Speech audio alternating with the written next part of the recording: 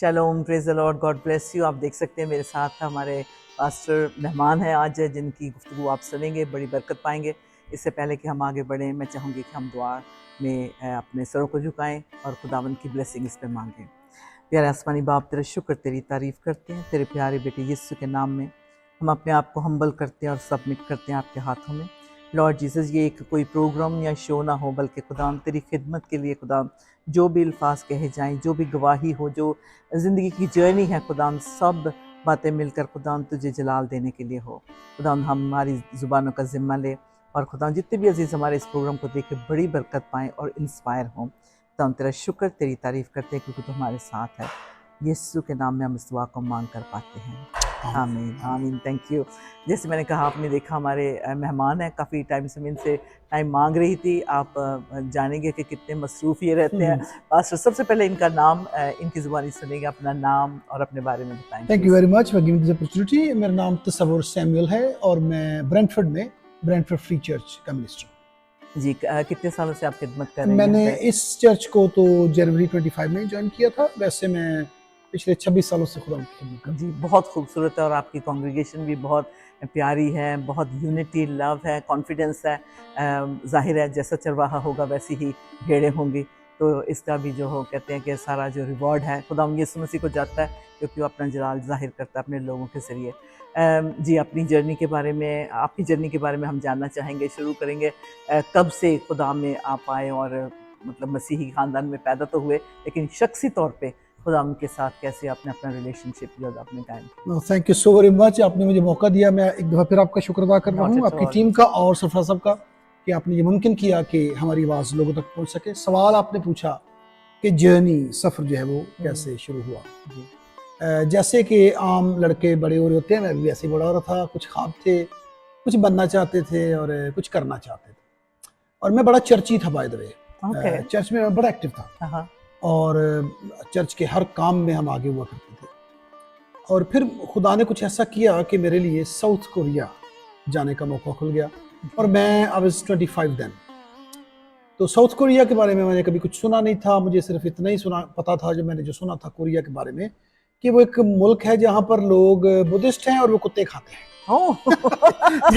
तो मैं पहले तो मैं बड़ा था कि मैं क्या करूं, जाऊं या ना जाऊं। मेरे कज़न हैं, तो वो उन्होंने प्लान किया जाने का। उन्होंने मुझे भी मोटिवेट किया कि नहीं चलते हैं। तो हमने प्लान किया, चलो चलते हैं जी, अच्छे फ्यूचर के लिए। जी। और मैं पाकिस्तान में इंग्लिश पढ़ाता था, टीचर था मैं बुनियादी तौर पे। तो मैंने सोचा चलो वहाँ भी जाके अंग्रेजी पढ़ाएंगे और कुछ काम करेंगे, पैसे बनाएंगे, अच्छा फ्यूचर बनाएंगे। तो मैं साउथ कोरिया चला गया। जब वहाँ गया तो आंखें खुली कि सब कुछ फ़र्क है, फूड फ़र्क है, कल्चर फ़र्क है और हर चीज़ ही फ़र्क है। हाँ, बहुत मेहनती लोग हैं। तो मैं खैर बहुत उदास भी हुआ, वापस भाग जाना चाहता था। बहुत सारे ट्राइज की वापस जाने की, ट्रायल्स भी आए ज़िंदगी में और वापस जाने के लिए कोशिश भी की, लेकिन मैं जा नहीं पाया। वो एक लंबी स्टोरी हो जाएगी। लेकिन मैं कोरिया में रुक गया। अच्छा। तो वहाँ पर जब रुक गया तो फिर मेरी ख्वाहिश हुई कि मैं क्यों ना कोरियन ज़ुबान सीखूं और कम्युनिकेट करूं। मैंने ना एक कोरियन इंस्टीट्यूट में दाखिला ले लिया, मैं पढ़ने चाहता था। अच्छा।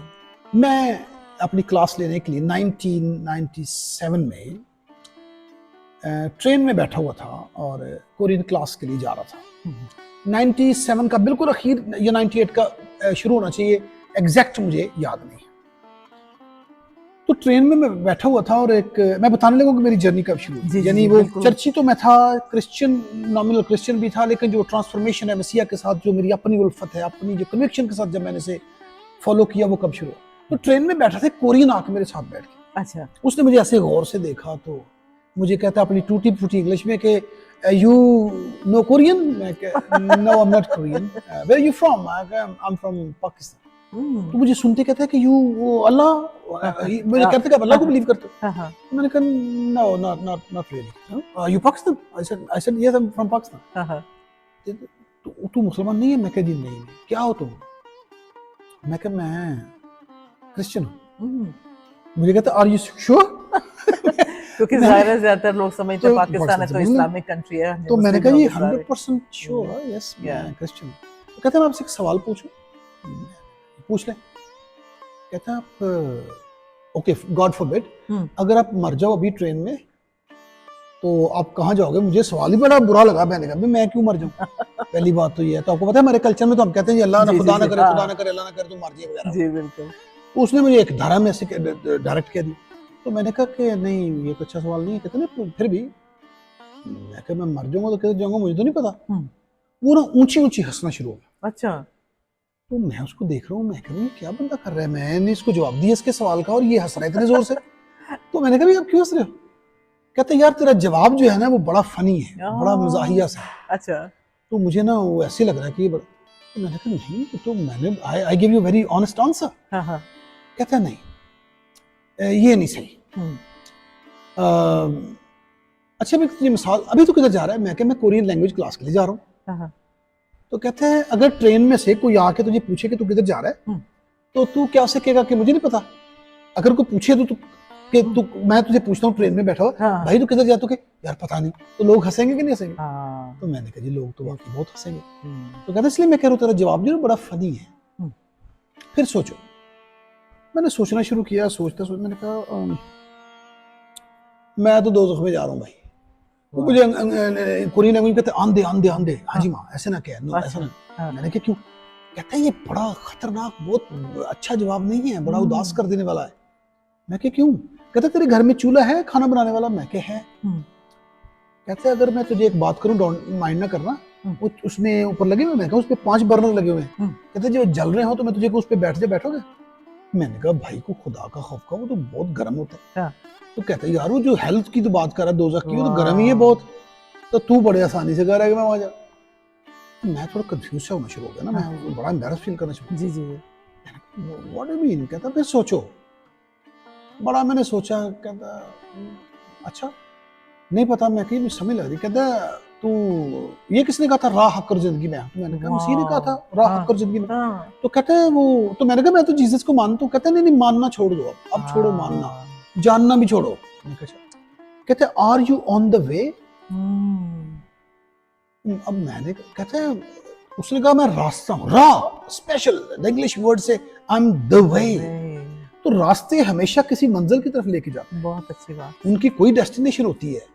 तो मसीह, मैं फिर वही कहूँ मैं मसीह को मानता हूँ, मैं जीसस को प्यार करता हूँ। नहीं मेरी बात नहीं समझ। Are you on the way? कहता अच्छा मैं तुझे एक बात बताता हूँ, यीशु मसीह ने कभी गुनाह किया था? मैं कहा नहीं। कहता वो मरा क्यों फिर?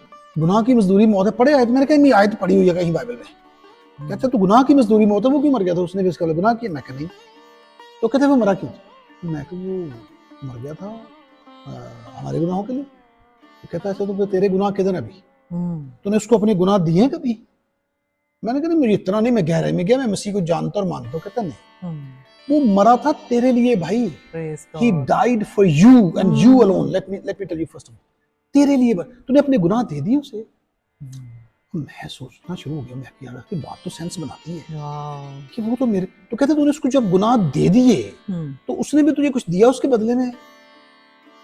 फिर उसने एक्सप्लेन किया सारा कि मसीह मरा तेरे लिए और उसने तेरे गुनाहों का कफारा दे दिया, वो तुझे पता ही नहीं। तू पाकिस्तान सियालकोट से कोरिया में आ गया तो ये भी नहीं पता। तू चर्च भी कहता है मुझे, उसने तेरे गुनाह उठा के तो चढ़ा, उसका कफारा हो चुका है।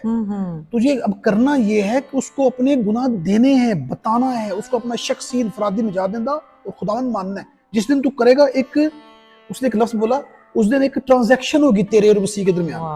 वो कुछ लेगा और तुझे कुछ देगा। You have to. ब्यूटीफुल। मैं बातें उसकी मुझे टच करना शुरू, मैं बड़ा अंदर से ना टच हुआ था मैं, लेकिन वो मुझे मुश्किल लग रही थी समझनी।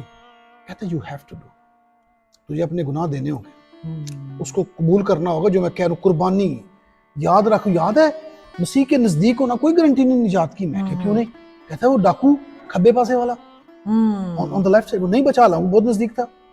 राइट वाला क्यों बच गया? क्या क्वालिफिकेशन थी उसकी? इसलिए मसीह के साथ लटका हुआ था? नहीं, इसलिए उसने उसे खुदावंद कहा, उसको बताया था अपनी बादशाह में जब तुझे, उसने इकरार किया था तुझे उसको आज उस राइट साइड वाले डाकू की कबूल करना होगा जाती तौर पर। Transaction should take place. अच्छा अगली बात जो वो उस मजे की, अब वो ना उसने घड़ी भी देखी और मुझे बातें कर रहा है। कहते हैं मेरी गला में छूटी ना, तुझे ये किसी ने नहीं बताना पाकिस्तान में, शायद आज के बाद कोई तेरे साथ इस तरह की गुफ्तगू ना करे, तो तू मेरी बातों को गिरने ना देना, इस पर गौर करना। नहीं, मैंने दुनिया की सबसे जरूरी बात तेरे साथ कर दी। सही है, बिल्कुल। ट्रेन रुकी, वो बंदा उठा, मुझे कहता है wish you all the best, don't forget what I said. वो बहनी वो तो चला गया, मैं अपनी क्लास पे नहीं गया, मैं वापस चला गया घर। यार ये इसने क्या, ये समझ नहीं। उस शाम मैं बड़ा डिस्टर्ब रहा, मैंने कहा यार ये मैं क्या था, ये क्या बातें हुई। रात को मैं फिर अपने कमरे में था, मुझे फिर आवाज आई उसकी बातों की, दे दे उसको गुनाह, मान उसको, वो तेरा निजात दहिंदा है। वो फिर मुझे बाद में पता चला जब मैंने थियोलॉजी पढ़ी कि पाक रूह की जुम्बिश थी उस कमरे में। और फिर मैंने ना वो वक्त में घुटनों पे हो गया, मैं कहा खुदावंद जी आपके मरने की आज मुझे समझ लगी, आप क्यों, why did you die on the cross, आपने तो मेरे गुनाहों के लिए पे किया है, और उसके बावजूद मुझे नहीं पता मैं कहाँ जा रहा हूँ, मैं जब मर जाऊंगा। तो खुदावंद जी मैं अपने सारे जितने मुझे याद थे मैंने सारे खुदावंद को दे दिए, और पाक रूह जुम्बिश कर रहे हैं, और मेरी अंदर खुशी बढ़ती जा रही है, और मैं हैरान हूँ खुदाया क्यों हो रहे हैं, मैंने समझ लग रही है। और एकदम ऐसे लगा कि मेरा बोझ उतर गया है, और खुदा का सुकून इत्मीनान, और मुझे एक गारंटी मिल गई, your sins are forgiven, I have paid for them, you are redeemed, you are mine and you are mine now, I have bought you back, I purchased. उस दिन से आज तक 26 साल हो गए, मैं कभी अपने डिसीजन को रिग्रेट नहीं किया। I am enjoying, I have been growing a lot, मैं पढ़ता रहा, सीखता रहा, बड़े चैलेंजेस भी आए। लेकिन एक बात जो मैं कहना चाहता हूं, अगर आप मुझे इजाजत दें, प्लीज प्लीज, हमारे वो जो बंदा जो ओह यस, वो जो बंदा मुझे बात सुना रहा था ना जी, अगर आप मुझे पूछें कि वो कैसा नजर आता था, मुझे याद नहीं। ना मुझे उसके फेस फीचर याद है अभी, ना कद याद है, ना मुझे उसके बाल याद है, लेकिन उसकी बातों ने मेरी जिंदगी बदल दी। वाओ। मैं उसको आसमान पे देखूंगा, उससे पहले तो कोई चांस नहीं, जहां पर जाके वक्त के कदम रुक जाएंगे ना और अब्दियत शुरू हो जाएगी, वहां मैं उसको देखूंगा, वो मेरा ताज पहन के घूम रहा होगा कहीं, इस बंदे ने, मेरी पाकिस्तानी बंदे ने कोरियन बंदे के वसीला से तौबा की।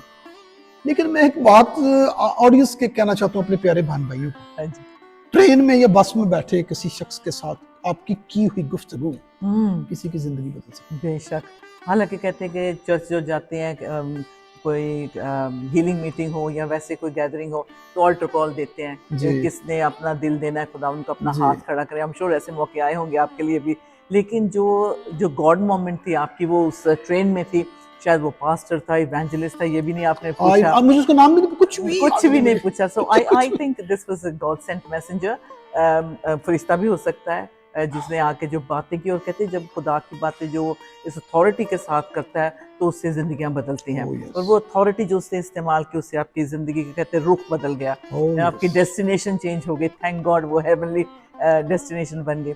आगे फिर सिलसिला जो फिर आपने स्टडी अपनी कैरी ऑन की, वो फिर मैं, चलो वो तो हो गया, फिर मुझे कुछ किताबें मेरे हाथ लगी, लेकिन मैं तो गया था कोरिया पैसे कमाने, मेरा ख्याल था मैं अच्छा फ्यूचर बनाऊंगा, शादी करूंगा, ये वो। अच्छा। वो मुझे एक बाइबल, अब मैं पढ़ रहा हूँ, मुझे कुछ दोस्तों ने किताबें दी, कुछ किसी चर्च में मैं जाता था, ओनरी चर्च उसका नाम है, वहां मैं तर्जुमा करना शुरू हो गया। अच्छा। और मैं ट्रांसलेशन कर रहा हूँ, और वो सारा कुछ, लेकिन मेरे लिए बाइबल स्कूल के दरवाजे खुलना शुरू हो गए। मुझे किसी बाइबल स्कूल में दाखिला मिला, और मैंने कहा जी मैं तो नहीं कर सकता, मेरा ये काम नहीं है, मैंने तो पैसे कमाने आया हूँ, मैंने अपने घर पैसे भेजने करने हैं भाई, और अपना फ्यूचर।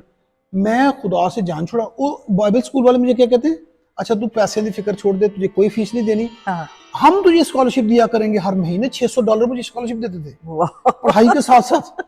मैंने कहा खुदाया की हो रहा है, मैं तो नहीं, मैं तो ये मैं खादम खुद, मेरा ये मेरा कोई शौक नहीं, मैं कोई मजे की बात बताऊं। जब मैं कोरिया गया ना, अभी हफ्ते ही गुजरा था, तो मुझे पता चला कि कोरिया में एक चर्च ने नई उर्दू सर्विस शुरू की है, जो वहां पे पाकिस्तानी कम्युनिटीज रहती है। अच्छा।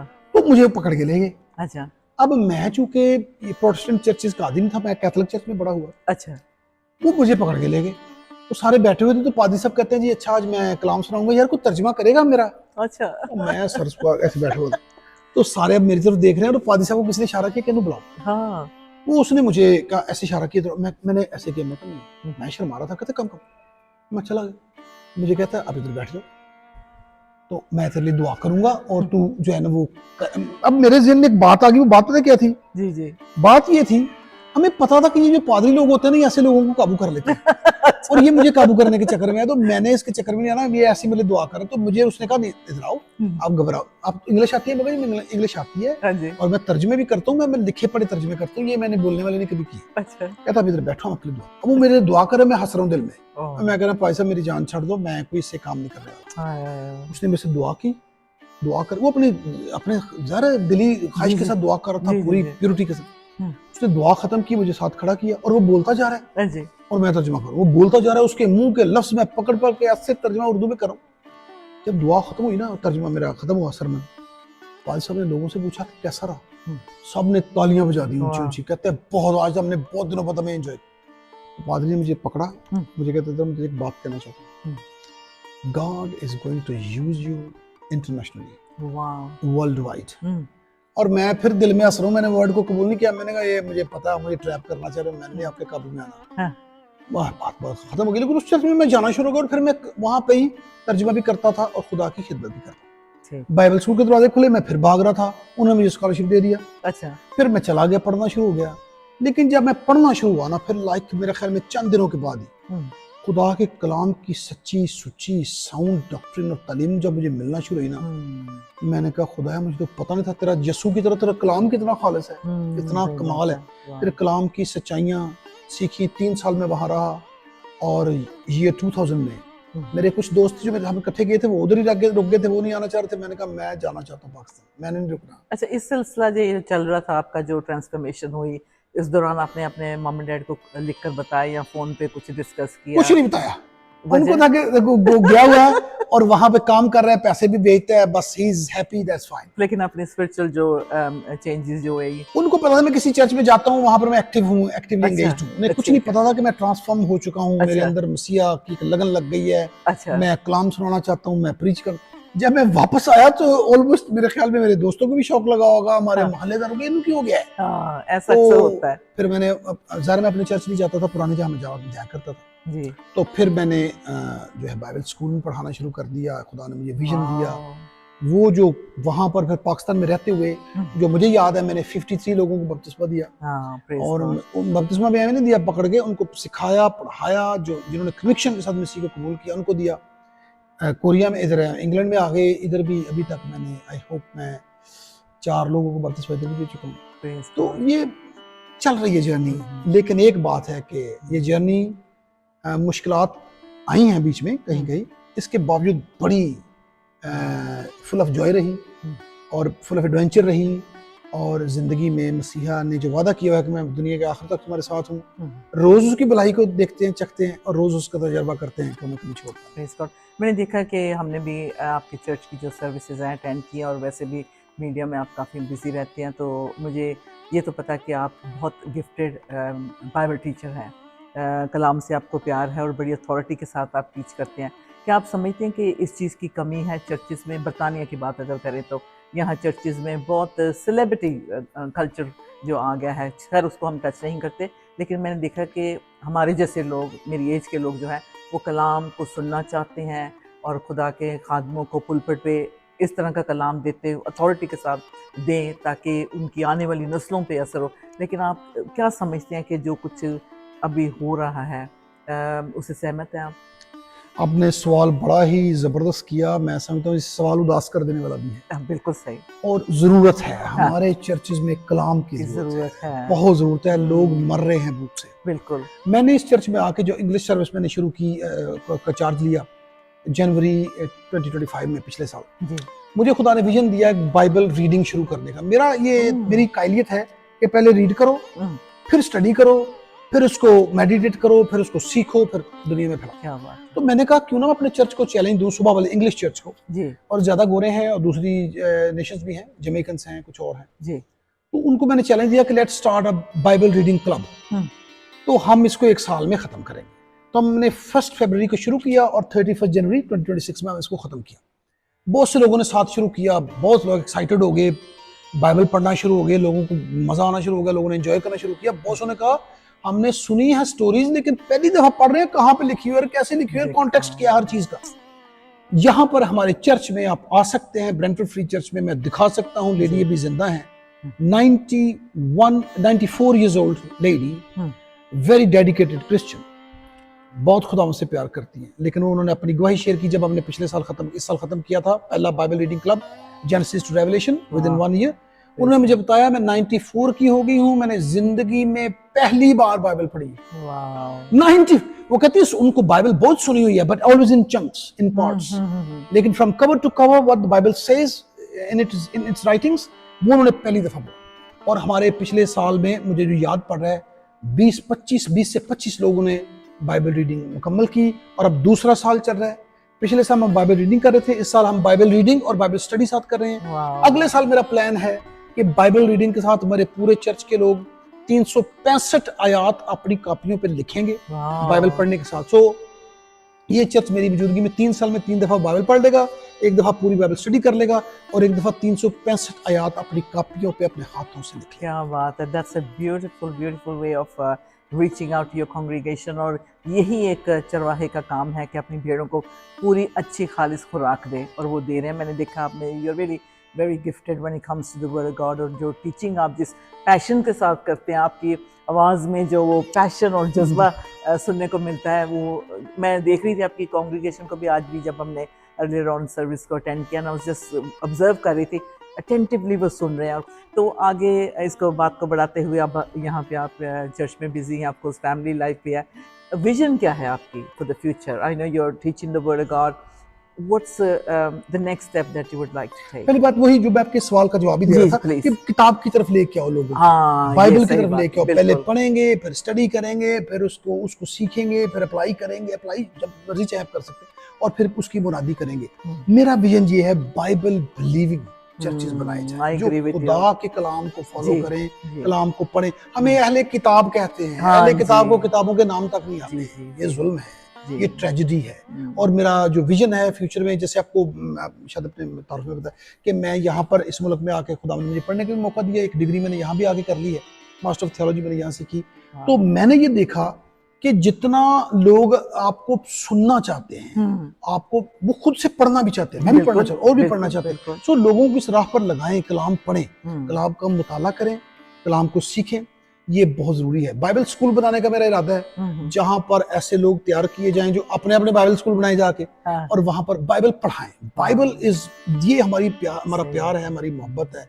खुदा का कलाम लोगों तक पहुंचे। खुदा के कलाम में दुनिया की हर चीज का जवाब मौजूद है जो खुदा चाहता है हम चाहें, हमें मिलना चाहिए। सो किताब पढ़े, यही मेरा विजन है। Bible believing healthy Bible believing churches बनाए जाएं, और यीशु मसीह की इंजील की मुनादी की जाए हर चर्च में, लोग बरकत पाएं। और जैसे आपने कहा 21st सेंचुरी चर्चेस, खाली चर्चेस तो बल्कि मैं कहता हूँ उसको नेगेटिव ना देखें, उसको पॉजिटिव देखें। मैं यही बात करने वाली थी, खुद दिस बी द रीजन के चर्चेस को हम बड़े आसानी से कह देते हैं जी बिक रही हैं, खाली पड़ी हुई हैं। लेकिन जो खुदा के खादिम जो अपने आप को कहते हैं, जैसे देखिए आपने जो घर बैठ के नहीं ये सारी ट्रेनिंग ले ली, आप गए, आपने थियोलॉजी की है और अभी भी पढ़ रहे हैं और जो पढ़ा रहे हैं, और यू नो आपको पता चलता है कि कुछ जो आपने हार्ड वर्क किया है, जहाँ सीखा है, वो सिखा रहे हैं। बड़ा आसान है कह देना कि चर्चेस बिक रही हैं, खाली पड़ी हुई हैं। तो हमारे खुदा के खादिम जो सुन रहे हैं, तो क्या आप कहेंगे, is it too late for them to join a Bible college, और या मतलब थियोलॉजी पढ़ने में भी देर हो गई है कि अभी भी वो आप जा सकते हैं? मैं कहता हूँ किसी के लिए कोई देर नहीं हुई। जब भी किसी को मौका मिल जाए, उठा लें फायदा उसका। पतरस और एंड्रू और दूसरे लोग, मैथ्यू प्रोफेशनल टैक्स कलेक्टर थे, उन्होंने वो छोड़ के नया काम 3.5 साल सीखते रहे। पतरस फिशरमैन थे, दूसरे लोग। खुदा ने कहा आओ मैं तुम्हें कुछ बनाऊंगा। सो कभी टू लेट नहीं है। यही हमारा अलमिया है। हम सीखना नहीं चाहते, हम उर्दू सीखने के लिए किसी के पास चले जाएंगे, इंग्लिश सीखने के लिए चले जाएंगे, हम साइकिलों का काम सीखने के लिए चले जाएंगे, लेकिन हम रब के कलाम की तालीम के लिए कभी कहीं नहीं जाते। हम इसको बहुत लाइट लेते हैं। Please don't do that. इस प्रैक्टिस को छोड़ें, कलाम को सीखें, किसी से सीख लें, ये नहीं है कोई खास, सीखें, मेहनत करें और कलाम में मेहनत करें। सादी सी मिसाल मैं दे देता हूँ कि तलफ़ुज़ जो है, तलफ़ुज़ की बरकत बहुत है। लफ्ज़ को सही बोलने से ही आपको बहुत सारी चीजें मिल जाती हैं, आप सीख जाते हैं। मैं इसकी मिसाल में शायद ये करता हूँ, अगर आप इजाजत दें मैं दे दूं। प्लीज। कोई किसी को बरकत, मिसाल के तौर पर हम बचपन से हम जानते हैं, एक डाकू था जिसको मसीह के सजा स्लीपर चढ़ने की वजह से आजादी मिल गई थी। उसे सारे कहते हैं वो बराबर डाकू है ना, बराबर डाकू था। मैं भी बराबर ही कहता था। किसी ने मुझे कहा अगर इसको दोस्ती से पढ़ना चाहिए तो कैसा पढ़ना चाहिए?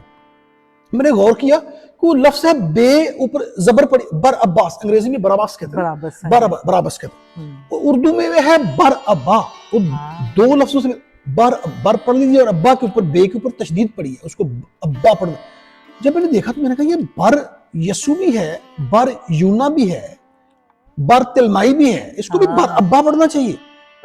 वो सही तरह पढ़ा तो बर अब्बा के माने निकले। अब बर का मतलब होता है बेटा, बेटा बिल्कुल। बर यूना यूना का बेटा, बर तिलमाई तिलमाई का बेटा, बर यसु यसु का। बर अब्बा का मतलब था अब्बे का बेटा, ये नाम ही बड़ा अजीब सा है, अब्बा का बेटा। अब आपको पता है एक अब्बा है जो सबका अब्बा है, वो आदम है। उसका नाम था असल में सन ऑफ, किसका? Son of father, son of the father. उसका नाम था असल में आदम का बेटा। तो मैंने उस पर जब गौर किया, मैंने को रब्बा इत्थे थे तू की सानू सबक सिखा रहे हैं कि आदम का बेटा अगर छूटना चाहता है तो खुदा के बेटे को उसके लिए कुर्बान होना पड़ेगा। आदम का बेटा छूटा क्योंकि खुदा का बेटा उसके लिए कुर्बान हो गया। सिर्फ जबर को ऊपर रख के दुरुस्ती से पढ़ने से मुझे एक सबक मिल गया कि खुदावन जी आदम के बेटों के लिए ये सबक है कि अगर बचना चाहते हो तो सबक तुम्हारे लिए खुशखबरी है कि खुदा का बेटा तुम्हारे लिए कुर्बान हो गया। मैं मिसाल सिर्फ दे रहा हूँ। सो ये पढ़ना चाहिए, अपनी किताब में लग जाए। हम अहले किताब है, ये मैं तलफ़ुज़ की बात की भी तो बड़ा कुछ है। तो कलाम की वंड डालना सीखें, राइटली डिवाइड करना सीखें, कलाम की तारीख पढ़ें, कलाम का जोग्राफिया पढ़ें, नए अहदनामे की तारीख पढ़ें, तारीख को मिला के देखें, तो बहुत सारी चीज़ें जो सीखें। जी बिल्कुल। और मैं एक और बात आपसे पूछना चाहती हूँ, आपकी फेवरेट जो आयत है हमारे अज़ीज़ों के साथ शेयर करें, why is it your favourite? अच्छा, मेरी तो वैसे जॉन 3:16 बड़ी फेवरेट है, क्योंकि बॉसों की है, लेकिन मैं फिर भी कहता हूँ जॉन 3:16 मुझे बहुत पसंद है।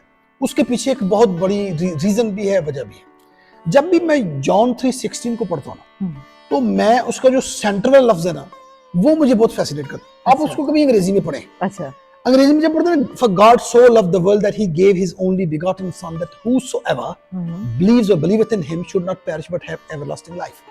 इसके लफ्ज है 25। ओके, या वाओ, काउंट कर लीजिए। या ठीक है। अब इसको अगर मैं कहूँ डिवाइड करो, तो आप डिवाइड करना मुश्किल लगेगा, कहेंगे नहीं डिवाइड तो हो सकता है, वैसे कैसे? 12 को एक तरफ कर दें, 12 को एक तरफ कर दें, 24 हो गए। वो जो सेंट्रल लफ्ज है उस पर गौर करें, वो है सन। हाँ, एस और SON लिखा हुआ है, वो एस को कैपिटल लिखा गया किंग जेम्स बाइबल में। अच्छा। अब ये जो सन है लिखा है, अगर चाहते हो, खुदा ने दुनिया से मोहब्बत रखी है और वो दुनिया को बचाना चाहता है और चाहता है कि वो अबदी जिंदगी पाए, लेकिन बचाने और अबदी जिंदगी पाने के दरमियान जो शख्सियत है, सन जो है, बेटा जो है, उसका होना जरूरी है, अदरवाइज दुनिया बर्बाद होने जा रही है। इसलिए I love this verse. I love this verse. Yeah that's lovely. अच्छा, थोड़ा सा अपनी फैमिली की तरफ हम चाहते हैं आप आए। मम्मी डैडी का साथ है आपके घर पे, आपके बच्चों पे, और आप उनको देखते हैं। What it's Father's Day today, जब हमारी रिकॉर्डिंग ये हो रही है, तो मैं पूछना चाहूँगी कि how do you look up to your dad now, या और योर डैड की जो फीलिंग तो वो ही बता सकते हैं, लेकिन एज ए सन किस तरह से आपको देखते हैं? थैंक यू, आपने सवाल पूछा। अम्मा पापा कब मिले हैं, बाहर बैठे हैं अम्मा पापा, और माय डैड इज 86 नाउ। और बड़ी जिंदगी में एक सिक्योरिटी की सेंस है कि बाप पास माँ साथ है। और मेरे डैड सुबह उठ के सबसे पहला काम जो करते हैं वो हमारे लिए दुआ करते हैं। और वो उनके घर में तस्वीरें लगी हुई, फिर हमारी तस्वीरों के सामने जाके हमारे चेहरे को देख के दुआ करते हैं। और मेरे लिए खास कर इसलिए दुआ करते हैं कि मैं खानदान का बड़ा भी हूँ इधर, और खादम भी हो चुके। हमेशा मेरे चर्च के लिए, चर्च खानदान के लिए, हिकमत के लिए, फहम के लिए दुआ करते हैं। तो मेरे ख्याल में अब यही देख लें कि बाप से तो हमने बहुत सी चीज़ें सीखी हैं। उनसे हमने मोहब्बत करना सीखी, माफ़ करना सीखी। डैड कहा करते थे, माड़े बंदे नाल अपने तो कमज़ोर ना नहीं अपना जोर बखाना, ये कोई ज़्यादा हो तो उसके आगे खड़े होना ठीक है, लेकिन माड़े बंदे तो हमेशा नज़र रखनी और उससे प्यार करना है। तो और भी बहुत सारी बातें हैं। तो उनकी मौजूदगी ज़िंदगी में एक बड़ी कह लें एक खुशी है, इत्मीनान है। और जाना है सबने दुनिया से। जी बिल्कुल, उन्हें भी जाना है, हमने भी जाना है। बड़ी खूबसूरत बात आपने की कि आप अपने डैड को याद करते कि वो आपके लिए दुआ करते हैं। अच्छा, अगर आप बाहर हैं घर से, तो मोबाइल फ़ोन पे आपको डैड से एक मैसेज मिलता है, आप क्या समझते हैं कौन सा क्या मैसेज होगा डैड का? डैड ये तो वैसे हो, हम भी मैसेज क्योंकि अगर थोड़ा सा वक्फा हो जाए तो पूछते भी किधर भी कॉल नहीं आई, तो पता नहीं किया आपने। हाँ, मैं कहने वाली थी क्या कहते हैं, जल्दी घर आ जा, या कहाँ हो तुम, या पैसा वेस्ट करना बंद करो। जी जी। अब चूंकि उन्हें खबर है कि मैं खुदा का खादिम हूँ, किसी काम पे हूँगा, तो इसलिए मुझे पूछ जरूर लेते हैं कि क्या करे, सब ठीक है, ऑल गुड है। Praise God. Well, this is very common. मैंने बहुत सारे बच्चों से भी पूछा, वो कहते हैं, यही हमें कहते हैं कि where are you, come home. मतलब बाप जो है अपनी औलाद को अपने पास, अपने सामने देखना चाहता है। बड़ी अच्छी लग रही है आपकी सारी गुफ्तगू से, और मैं बहुत इंस्पायर हुई हूँ। मेरा पूरा ईमान है कि हमारे व्यूअर्स भी, जो आपकी जर्नी रही, खासतौर पे वो जो गॉड मोमेंट मुझे टच बहुत कर रही है, कि जब किसी एक अजनबी ने आपको खुदा के रास्ते पे चलने के लिए तैयार कर दिया। तो मैं चाहूँगी आप भी हमारे अजीज़ों के लिए दुआ करें। आई एम श्योर कि we will have another opportunity to speak to pastor again, और जिसमें और बातें भी करेंगे। और मैं चाहूँगी कि इंस्पायर करें हमारी नौजवान पीढ़ी को ख़ास तौर पे कि सारी दुनिया की चीज़ें हासिल कर लें, तो लेकिन अगर अपनी जान को गंवा बैठे तो क्या फ़ायदा। एक खुदा के खादिम से सीरियसली इस बात को रिसीव करें। जी बिल्कुल, मैं ये कहूँगा मसीहा के पाक अल्फाज हैं मुँह के कि मैं दुनिया हासिल कर लूँ और अपनी जान खो दूँ तो कोई फ़ायदा नहीं। जी बच्चों, प्यारे भाइयों बहनों, बड़ों छोटों, मैं बताना चाहता हूँ यीशु मसीह हमारे पास अल्टीमेट खुदा की मोहब्बत की एक निशानी है, एक इजहार है। उसको कबूल करें, उसके साथ चलें। ज़िंदगी में चैलेंजेस आएंगे, मुश्किलात आएंगी, तकलीफ़ें आएंगी, लेकिन मसीह आपको छोड़ेंगे नहीं। कश्ती मतलब कश्ती में थे, तूफान तो आया था, लेकिन कश्ती के ना डूबने की गारंटी है। सो और नौजवानों के लिए खासकर ये दुनिया बड़ी अट्रैक्टिव लगती है, बड़ा कुछ है इसमें, लेकिन मैं ये कहूँगा कि मसीह की मोहब्बत जैसी कोई चीज़ नहीं है। और आप कहने वाले हों, बस ये मैं कहने एक अब ये कहने वाला हूँ कि हमने मसीह को चख के देखा है वो कितना, ये करें, अपना शख्सी रिलेशनशिप बनाएं, चखें मसीह को, और ये आपकी जिंदगी का एक ऐसा फैसला होगा, एक ऐसा काम होगा जिसको आप कभी रिग्रेट नहीं करेंगे। और ऑन फादर डे पे सबको हैप्पी फादर डे। और हमने अपने मॉम और डैड को कहा, तो आप भी अगर कहीं अपने माँ बाप से दूर हैं, भूल गए हैं आज, तो उन्हें प्लीज हैप्पी फादर डे कहें और उनको विश करें।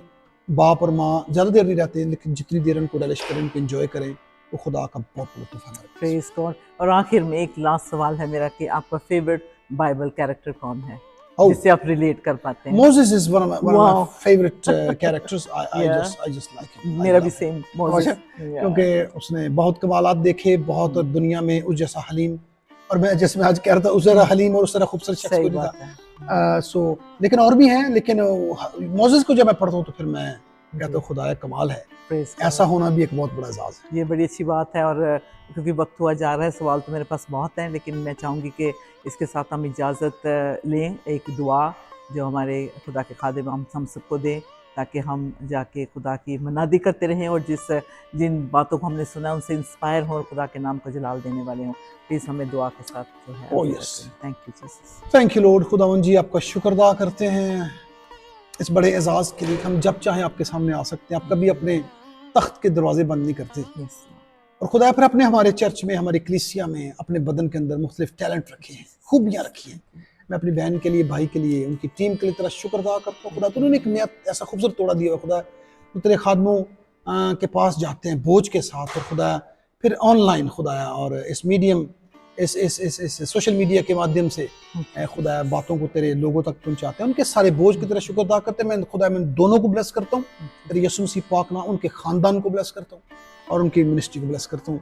खुदा जितने सुनने वाले हैं उन सबको भी मैं यहाँ से यीशु पाक नाम की ब्लेसिंग भेजता हूँ, बरकत भेजता हूँ, अनॉइंट करता हूँ खुदा। और खुदा हम तेरी इंजील के जलाली पैगाम को ना भूलें कि यीशु मसीह गुनहगारों के लिए मुआ, दफन हुआ, तीसरे दिन किताब मुक़द्दस के मुताबिक जी उठा। उसकी खाली सलीब और खाली कब्र हम सब के लिए दो ऐसी खूबसूरत रसीदें हैं जो हमें यकीन दिलाती रहती है कि हमें खरीदा गया है और हमारे पास अब्दी ज़िंदगी है। सो खुदा हम इस पैगाम को बांटते रहें, ऐसा खूबसूरत पैगाम और कहीं नहीं है। और खुदा हमें हौसला, हिम्मत और ताकत और तौफीक देना। आज की गुफ्तगू पर तेरी बरकत ठहरे, अभी या बाद में जो भी लोग सुनेंगे।